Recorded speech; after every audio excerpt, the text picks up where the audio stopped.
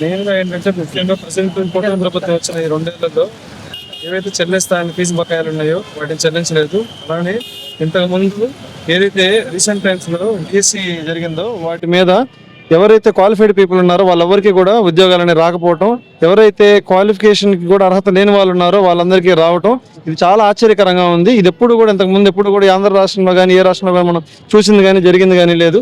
So కాబట్టి ఇటువంటి పరిణామాలను దృష్టిలో పెట్టుకొని ఎలాగైతే అన్క్వాలిఫైడ్ పీపుల్కి మీరు ఉద్యోగాలు ఇస్తే వాళ్ళు రేపొద్దున ఈ యొక్క సమాజం మీద ప్రభావం చూపిస్తారు. ఇట్లాంటివి జరగకుండా ఉండాలంటే మేము ఈ ధర్నాల ద్వారా, రాస్తారోకోల ద్వారా, వీటి ద్వారా ఖచ్చితంగా సిబిఐ విచారణ జరిపి తీరాల్సిందే. ఎట్టి పరిస్థితుల్లో సిబిఐ విచారణ జరిగితే మాత్రమే ఏవైతే లోటుపాట్లు దీంట్లో జరిగినాయో, ఏవైతే అవకతవకలు జరిగినాయో, ఏవైతే అక్రమాలు జరిగినాయో ఈ కూటమి ప్రభుత్వంలో కేవలం ఇవన్నీ కూడా ఎవరి పాలనలో జరిగినాయో వాళ్ళందరూ దీనికి శిరసార్హులు అవుతారు. ఖచ్చితంగా వాళ్ళందరికీ శిక్ష పడాలి. ఇకపై ఎప్పుడు కూడా ఇలా జరగకూడదు అనేది మా కాన్సెప్ట్. సో దానికే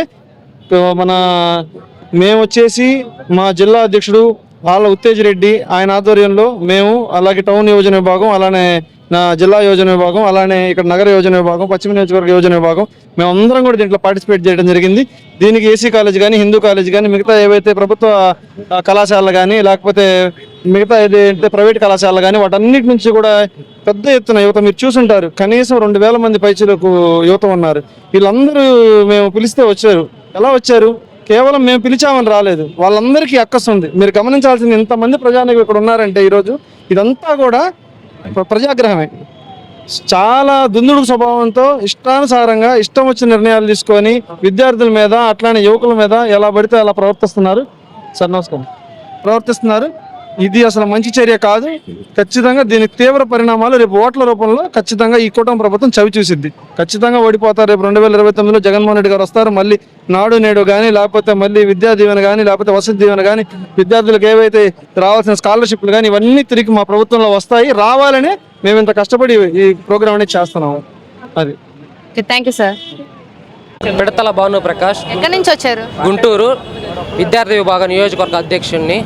ఇట్లా ఈ కార్యక్రమం జరపడానికి మీకు ప్రధాన కారణం ఏమంటారు? జగన్మోహన్ రెడ్డి ఆదేశాల మేరకు ఈరోజు విద్యార్థి విభాగం, యువజన విభాగం వేల మంది విద్యార్థులు, యువత నిరుద్యోగ వృత్తి, ఫీజు రింబర్స్మెంట్, అదే కాకుండా మరియు నీట్, డిఎస్సి పేపర్ లీక్ మేర మంత్రి నారా లోకేష్ రాజీనామా చేయాలని మా డిమాండ్ మేరకు వేల మంది విద్యార్థులు, యువత రోడ్డు ఎక్కడం జరిగింది.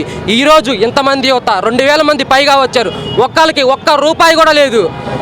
నారా లోకేష్ గారు ఎస్టర్డే నైట్ వచ్చిన ఇంటెలిజెన్స్ రిపోర్ట్ ప్రకారం డిఎస్సి ఎవరైతే డిఎస్సి లీక్ పత్రాలు, నీట్ లీక్ చేసిన పేపర్ పరీక్ష పత్రాలని విద్యార్థి సంఘాలకి ఆల్మోస్ట్ వాళ్ళందరూ చెప్పి ఈ యొక్క వైఎస్ఆర్సీపీ గవర్నమెంట్ ఏదైతే విద్యార్థులు ఈరోజు నిరసన తెలుపుతున్నారో దానికి అండగా వెళ్ళకూడదని ఇంటెలిజెన్స్ రిపోర్ట్ పర్టికులర్గా ఉన్నాయండి.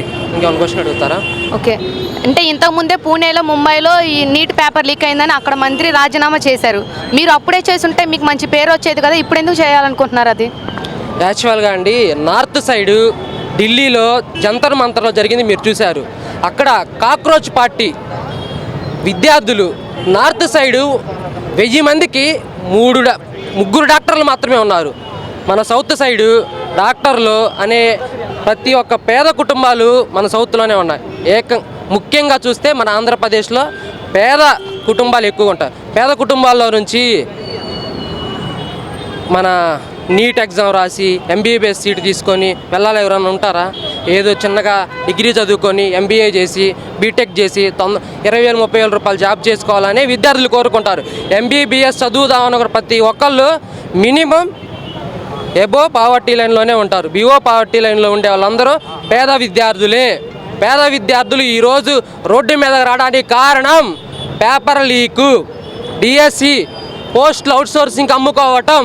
దీనిని వైఎస్ఆర్సీపీ విద్యార్థి విభాగం తరఫున తీవ్రంగా ఖండిస్తున్నాం. రాబోయే రోజుల్లో జగన్మోహన్ రెడ్డి గారు దీనిని చాలా వ్యతిరేకిస్తున్నారు. Okay, thank you.